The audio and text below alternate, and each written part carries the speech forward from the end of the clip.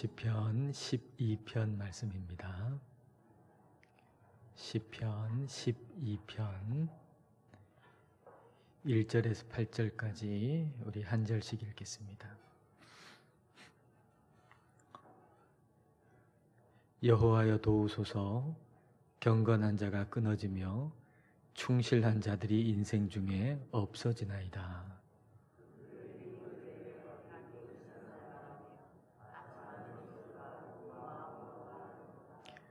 여호와께서 모든 아첨하는 입술과 자랑하는 혀를 끊으시리니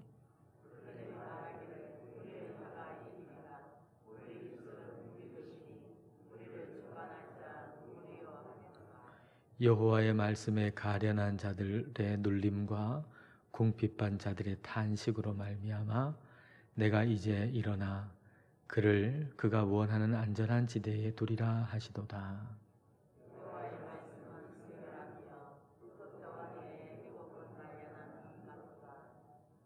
여호와여 그들을 지키사 이 세대로부터 영원까지 보존하시리이다.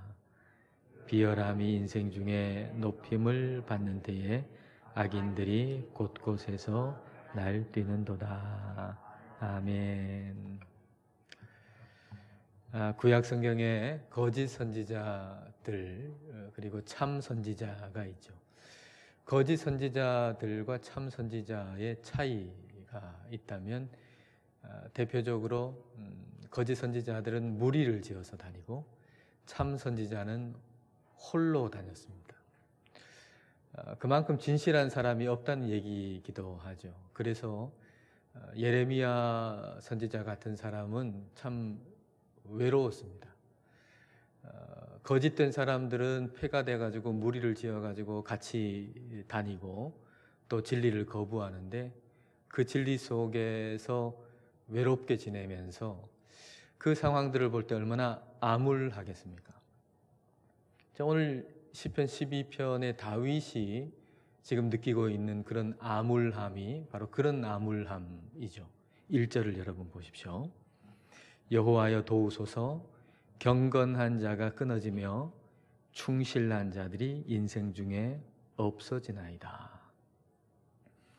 경건한 자가 끊어지고 충실한 자가 없어지고 사라진다 라고 지금 얘기하고 있잖아요. 그래서 도와주십시오. 참 암울한 시대에 그 상황 속에서 다윗이 도와주십시오 라고 간청하고 있습니다. 경건한 자라고 하는 거 하시드라고 하는 단어를 옮긴 건데요. 하시드는 헤세드하고 연관이 됩니다. 그래서 하시드, 경건한 사람은 헤세드를 아는 사람, 즉 은혜를 아는 사람이다. 그렇게 말할 수가 있어요. 경건한 사람은 하시드는 헤세드, 은혜를 아는 사람이라고 말할 수가 있습니다. 은혜를 안다. 근데 은혜를 아는 사람이 경건한 사람인데 경건의 능력은 없고 경건의 모양만 가지고 있다. 그러면 그건 경건한 사람이다 라고 말할 수가 없을 거예요. 경건의 능력은 없는데 경건의 모양만 가지고 있는 사람을 하나님께서는 기뻐하시지 않죠. 우리가 누가복음 18장 말씀에 두 사람의 기도에 대한 내용을 잘 알지 않습니까? 바리새인의 기도와 세리의 기도. 바리새인의 기도는 어떻죠? 바리새인은 자기가 금식한다는 거, 그리고 11조 낸다는 거, 그걸 굉장히 자랑스러워했죠. 기도 속에서. 그리고 세리와 같지 않다라고 하는 것에 대해서 감사했죠. 그러니까 이 바리새인의 기도를 보면은 이 바리새인에게는 경건의 모양이 있다는 건 알 수가 있어요. 경건의 모양. 근데 그 경건의 모양이라고 하는 것이 어떻게 나타나는가 하면은 다 자기 중심으로 지금 나타나잖아요. 기도하고 있는데, 하나님께 기도하고 있는데 관심이 다 자기잖아요. 내가 이걸 했고, 내가 어떻고, 내가 뭘 했고, 나에 있잖아요. 이게 경건의 능력은 없고 경건의 모양만 나타나는 거죠. 경건의 능력이라고 하는 것은, 경건의 능력은 그 경건을 통해서 하나님을 높여드리는 게 경건의 능력이에요. 근데 그 경건을 가지고서 하나님을 높이는 게 아니고 자기를 높이고 있잖아요. 그러니까 이게 경건의 능력은 없고 경건의 모양만 있는 겁니다. 그러니까 우리가 경건의 모양만 있다는 얘기는 우리의 삶 가운데 경건의 모습을 통해 가지고 다 나를 높인다 그러면 그거는 경건의 모양만 있는 거예요. 나는 빠짐없이 주일에 예배 참석하고 새벽 예배도 나오고 11조도 드리고 나는 뭐 이런 자리도 하고 이런 봉사도 하고, 이게 경건의 모양만 있는 거죠. 경건의 능력은 그 경건의 모양을 가지고서 하나님을 높여드리는 게 이게 경건의 능력이에요. 경건의 능력이 있으려면 자기 중심성에서 벗어나야 되거든요. 경건의 능력이 있으려면 자기 중심성에서 벗어나야 되는데, 자기 중심성에서 벗어나는 길은 하나님의 은혜를 기억하는 것밖에 없는 거죠. 하나님의 은혜를 기억하는 것. 그래서 진짜 경건한 사람은 헤세드, 하나님의 은혜를 아는 사람, 그 사람이 바로 경건한 사람이다라는 거죠. 근데 그런 사람이, 하나님의 은혜를 아는 경건한 사람이 끊어지고 충실한 사람이 자꾸 사라지고 없어지는 그런 상황 속에 지금 다윗이 있는 겁니다. 근데 왜 그런 사람이 자꾸 줄어들까요? 그런 경건한 사람이 자꾸 줄어들까요? 충실한 사람이 자꾸 줄어들까요? 줄어드는 이유는 뭘까요? 경건한 삶이 인기가 없기 때문이죠. 인기가 없어요. 반대로 경건하지 않은 삶이 인기가 있는 거예요. 자, 8절 말씀을 여러분 보세요. 비열함이 인생 중에 높임을 받는 때에 악인들이 곳곳에서 날뛰는도다. 여기 비열함이라고 번역된 단어는 가치가 없다는 의미입니다. 가치가 없다. 가치가 없는 게 지금 높임을 받고 있는 거예요. 가치가 없어요. 그런데 그게 인기가 있어요. 그게 높임을 받아요. 그런 게 명성을 얻어요. 그러니까 악인들이 날뛴다는 거죠. 악한 것이 인기가 있으니까 막 그런 걸 사람들이 열광하고 좋아하니까 그런 것들이 막 나올 수밖에 없는 거죠. 그러니까 사람들에게는 진실하게 사는 거, 거룩하게 사는 거, 경건하게 사는 거, 그게 인기 없는 거예요. 사람들이 가치를 제대로 모른다고 하는 거죠. 사람들이. 정말 명성이 높아야 할 사람은 그 명성을 얻지를 못하고, 그렇지 않은 사람은 굉장히 또 명성을 얻고 인기가 있고, 뭐 그런 세상이라는 거죠. 가치를 제대로 평가할 줄 모르는 사람들의 세상. 편작의 이야기 여러분 잘 아시지 않습니까? 중국 전국 시대에 편작이라고 하는 의사가 있었다잖아요. 근데 그 의사한테 그 왕이 물었다지요. 자네 삼형제가 다 훌륭한 의사인데 그 중에 누가 제일 탁월한 의술을 가졌는가? 이렇게 물으니까 이제 편작이 대답하기를 첫째 형이 제일 뛰어나고 그 다음은 둘째 형이고 그 다음은 접니다. 이렇게 대답했다죠. 그러니까 왕이 이제 다시 묻기를, 아니 그러면 왜 자네가 제일 명성이 높은가? 그렇게 물었잖아요. 그러니까 이 편작이 대답하는 말이 이래요. 첫째 형은 어떤 병이 나오기도 전에, 드러나기도 전에 그 원인을 제거한다는 거죠. 그러니까 사람들이 자기가 병에 걸렸다는 것도 모르는 거예요.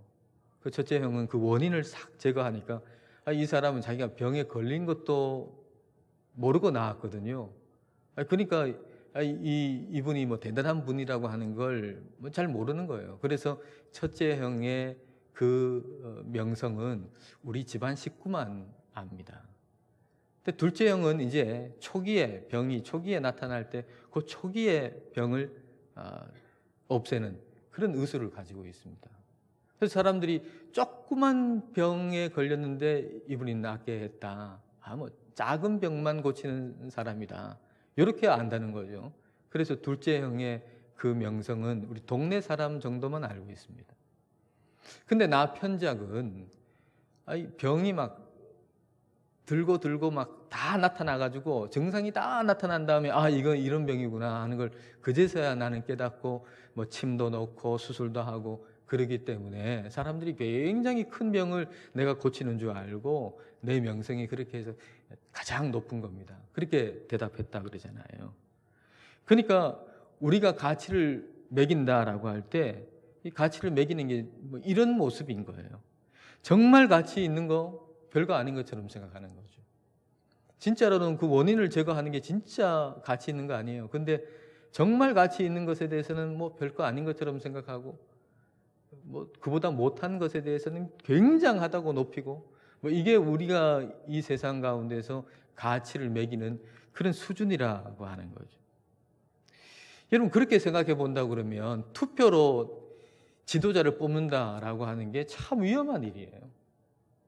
이 세상에 만일 사람들이 가치를 매기는 게 정말 제대로 가치를 매긴다 그러면 투표해가지고 지도자 뽑는 거 괜찮죠. 근데 사람들의 가치를 매긴다는 게 이게 수준 이하거든요. 말 그대로. 가치가 높은 것에 대해서는 별 가치 없는 것처럼 인기도 없고 그리고 가치가 정말 있는 것에 대해서는 또 그렇지 않고 그러니까 투표로 이걸 뭐 지도자를 뽑는다라고 하는 것이 참 이게 어떻게 보면 참 위험한 일이기도 해요. 근데 오늘날 우리의 문제가 바로 그거라는 거예요. 가치를 제대로 매길 수 없다는 거. 오늘날 우리의 문제는 가치를 제대로 매길 수 없다는 거. 이게 문제인 거죠. 가치 평가가 제대로 안 되는 사람이 경건한 삶을 살아갈 수가 있을까요? 불가능하죠. 가치 평가를 제대로 못하면 경건한 삶의 매력을 못 느낍니다. 우리가 뭐 예배당에 온다 그래도 정말 경건한 삶에 대해서 매력을 못 느껴요. 많은 사람이 그래요. 예수님 믿는다고 하지만 경건한 삶에 대해서 매력을 못 느낀단 말이에요. 그러다 보니까 어떤 무리 속에 들어가가지고 거기에서 막 그저 경건한 삶과는 거리가 먼 삶을 산단 말이에요. 경건한 삶에 대해서 매력을 못 느끼니까 경건한 삶을 살고 싶지 않죠. 그러니까 결국은 거짓된 거, 세상적인 거 이런 것에 빠져들 수밖에 없는 겁니다. 진실되고 정직한 거 그게 어리석어 보이니까 거짓된 걸 자꾸 추구할 수밖에 없는 거죠. 2절 말씀을 여러분 보세요. 그들이 이웃에게 각기 거짓을 말하며 아첨하는 입술과 두 마음으로 말하는도다. 거짓말, 아첨 이렇게 얘기하면서 두 마음으로 말한다 그랬어요. 두 마음으로 말한다. 이 두 마음이라고 이렇게 번역된 요 단어를 그대로 직역하면 마음으로 또 마음으로 이렇게 번역이 됩니다. 마음으로 또 마음으로 말한다. 그러니까 마음이 두 개가 있다는 거예요. 마음으로 말해요. 마음 1번, 마음 2번이 있다는 거죠. 정직한 사람은 마음이 하나예요. 그래서 그 하나의 마음으로 얘기를 하고 그 다음에 또 그 하나의 마음으로 또 얘기하니까 이게 거짓말 할 수 있나요? 할 수 없죠. 거짓말을 하게 되면 이거는 양심의 가책이 돼가지고 도저히 이게 불가능한 거예요. 근데 그렇지 않고 마음 1, 마음 2가 있어가지고 이 마음 1과 마음 2를 자유자재로 쓰는 겁니다. 이 사람 여기서 얘기할 때는 마음 1을 가지고 얘기해요. 그러니까 마음 1을 가지고 얘기한 다음에 이쪽에 가서는 마음 2를 가지고 얘기해요. 그러니까 가책 없이 거짓말 할 수 있는 거예요. 여기서는 마음 1로 얘기하니까 진짜처럼 얘기하죠. 여기서는 마음 1은 딱 숨기고 마음 2로 얘기하니까 또 진짜처럼 얘기하죠. 여기서도 진짜처럼 얘기하고 저기서도 진짜처럼 얘기하고 이게 완전히 반대되는 얘기인데 다 진짜처럼 얘기한단 말이에요. 이게 두 개의 마음으로 얘기하는 사람이죠. 거짓말하고도 아무렇지도 않는 거예요. 당당한 거죠. 진짜 거짓말 잘하는 사람은 거짓말하고 나서도 당당한 거예요. 아무렇지도 않아요. 4절을 열어보세요. 얼마나 당당한지. 그들이 말하기를 우리의 혀가 이기리라. 우리 입술은 우리 것이니 우리를 주관할 자 누구리요 하미로다. 내가 내 입으로 얘기하는데 무슨 문제냐. 내가 내 입으로 얘기하는데 내 입은 내 건데 내가 뭐 마음대로 얘기할 수 있지. 그 무슨 문제냐. 그렇게 얘기하는 겁니다. 여러분, 내 입이니까 내가 마음대로 얘기할 수 있습니까? 내 입이니까 내가 마음대로 얘기할 수 있나요? 고린도후서 6장 19절 20절 보겠습니다. 여기 이제 입은 몸의 한 부분이니까 여기 몸을 입이라고 표현해도 의미가 통하겠죠. 똑같은 말이 되겠죠. 너희 몸은, 너희 입은 너희가 하나님께로부터 받은 바 너희 가운데 계신 성령의 전인 줄을 알지 못하느냐. 너희는 너희 자신의 것이 아니라 값으로 산 것이 되었으니 그런즉 너희 몸으로 너희 입으로 하나님께 영광을 돌리라.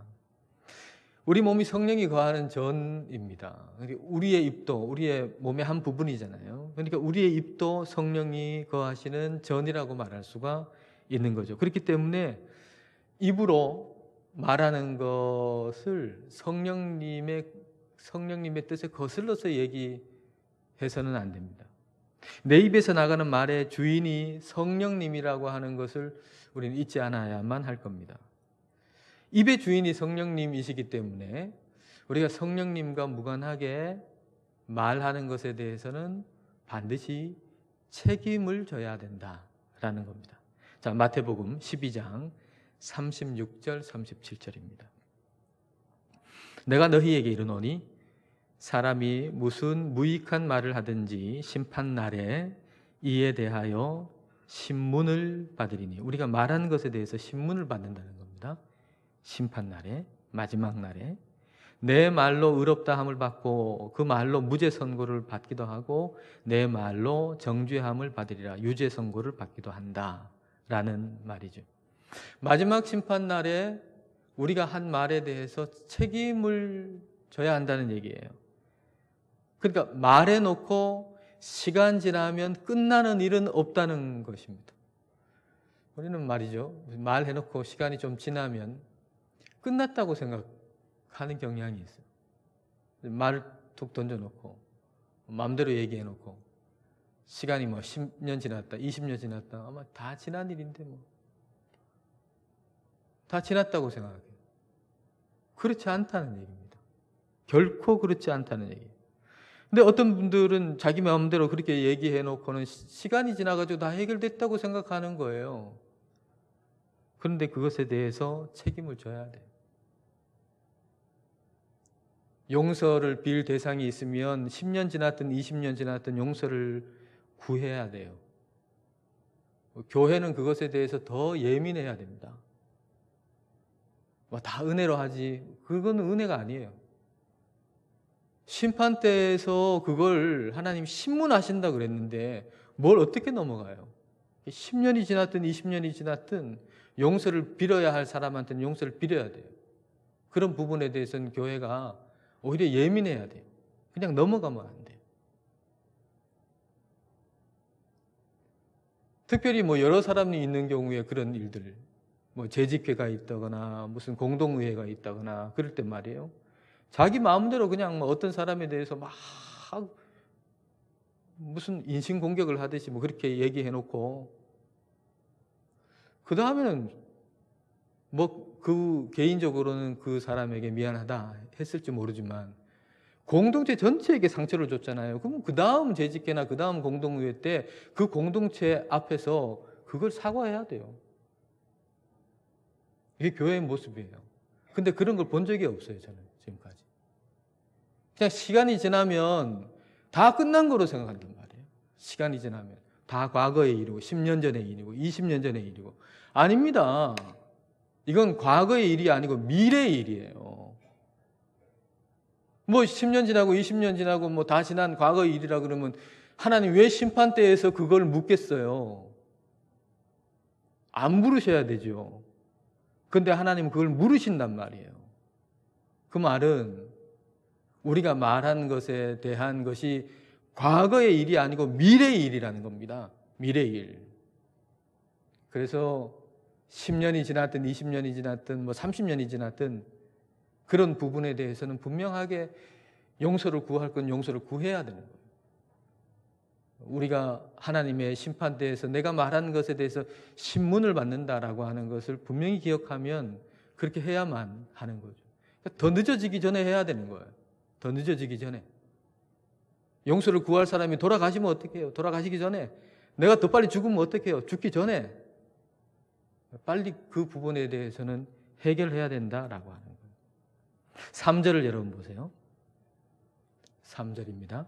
여호와께서 모든 아첨하는 입술과 자랑하는 혀를 끊으시리니.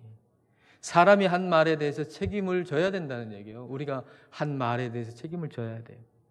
이 사실을 우리가 믿는다면 말 한마디를 해도 늘 조심해야 될 겁니다.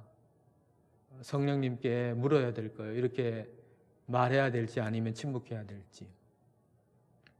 말해야 된다면 어떻게 말해야 될지, 어떤 방법으로 얘기해야 될지, 그것도 성령님께 물어야 될 겁니다. 근데 다윗이 이 시편을 쓰는 때는 성령님께, 하나님께 물어보고 말하는 사람이 찾아보기 힘들었다는 얘기죠. 그냥 자기 생각대로, 그냥 자기 감정대로 그냥 얘기하고 싶은 대로 막 얘기했다는 거죠. 그런 사람들로 가득 찼다는 거죠. 그러니까 결과적으로 탄식 소리가 많아질 수밖에 없잖아요. 함부로 말하는 사람들이 많아지면 탄식하는 사람이 많아질 수밖에 없어요. 함부로 말하는 사람이 늘어나면 고통받는 사람은 더 많아질 수밖에 없는 거죠. 악한 자들의 악한 말, 약한 자들의 탄식 소리.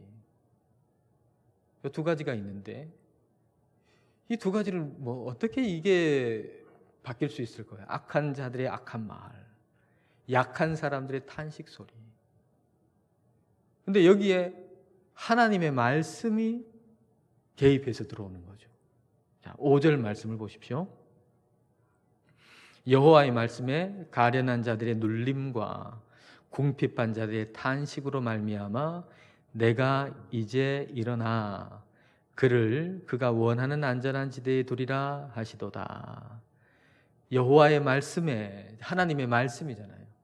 하나님의 말씀이 가련한 사람들의 눌림, 또 궁핍한 자들의 탄식, 그 소리로 인해 가지고 우리 하나님이 일어나신다 그랬어요. 그리고 그들이 구하는 구원을 주신다라고 말씀을 하신 거예요. 자, 여기서 세 가지 말이 있잖아요. 악한 자의 말, 또 약한 자의 말, 그리고 하나님의 말씀. 근데 악한 자의 말하고 약한 자의 말, 이 두 가지가 있으면 악한 자의 말이 거의 이길 가능성이 커요. 그래서 약한 자의 말은 이게 참 힘이 없거든요. 그러니까 이게 악한 자의 말로 인해 가지고 탄식으로 바뀌는 거예요. 그러면 이런 세상 가운데 어떻게 해야 변화가 있는가? 여기에 하나님의 말씀이 개입할 때 이게 모든 양상이 바뀌는 거예요. 모든 양상이. 그러니까 우리의 삶 가운데도 사실은 이게 모든 게 말 전쟁이거든요. 말 전쟁. 여러분 가만히 보세요. 이게 다 말 전쟁입니다. 말.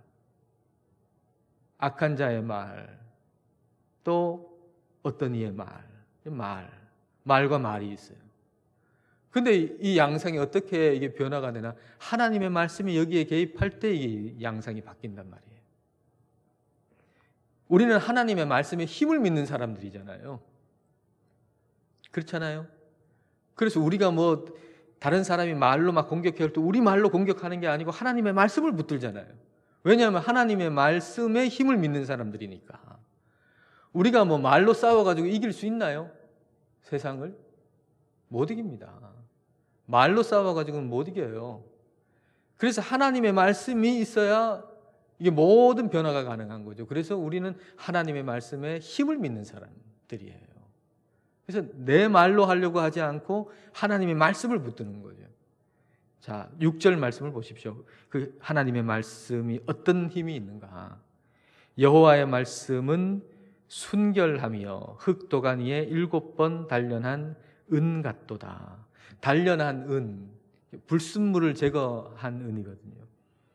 7번 단련했다. 7번 그 불순물을 제거했다는 거죠. 7번이라고 하는 건 완전수 아닙니까? 완전하게 불순물을 제거한 순결한 것이 하나님의 말씀이다. 그런 얘기입니다. 오염된 세상 속에서 우리가 어떻게 순결을 지킬 수가 있을까요? 순결한 하나님의 말씀을 붙드는 것밖에 없는 거예요. 순결한 하나님의 말씀이 우리를 붙들어 주는 것밖에 없는 거죠. 7절 말씀을 보십시오. 여호와여 그들을 지키사 이 세대로부터 영원까지 보존하시리이다. 그들을 지키사 할 때 그들이라고 하는 게 5절 말씀에 가련한 자, 궁핍한 자를 의미하기도 하고요. 또 하나는 하나님의 말씀을 의미하기도 해요. 그러니까 여호와 하나님께서 그 말씀을 지키신다는 거죠. 악한 사람은 말해놓고 안 지켜요. 그럴듯하게 뭐 얘기를 막 해놓고 그냥 뭐 환심만 사고 말을 안 지켜요. 근데 하나님께서는 한 번 말씀하신 말씀은 반드시 지키시는 분이에요.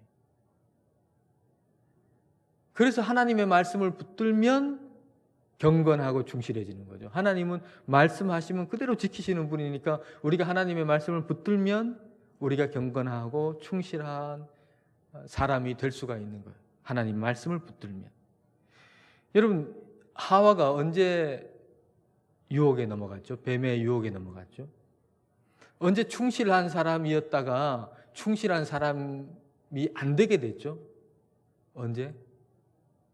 하나님의 말씀은 그 선악을 알게 하는 나무의 열매를 먹으면 반드시 죽는다 이렇게 말씀하셨는데, 근데 하와가 그 말씀을 어떻게 얘기했어요? 죽을까 하노라 그랬잖아요. 죽을까 하노라.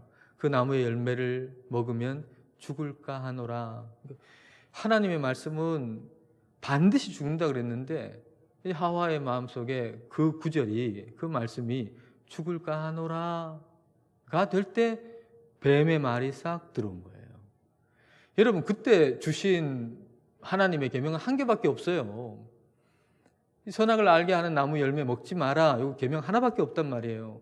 그 한 구절 암송 못 하겠습니까? 여러분은 요즘에 일주일에 몇 구절 암송하시죠? 2구절 암송하시잖아요, 최소한.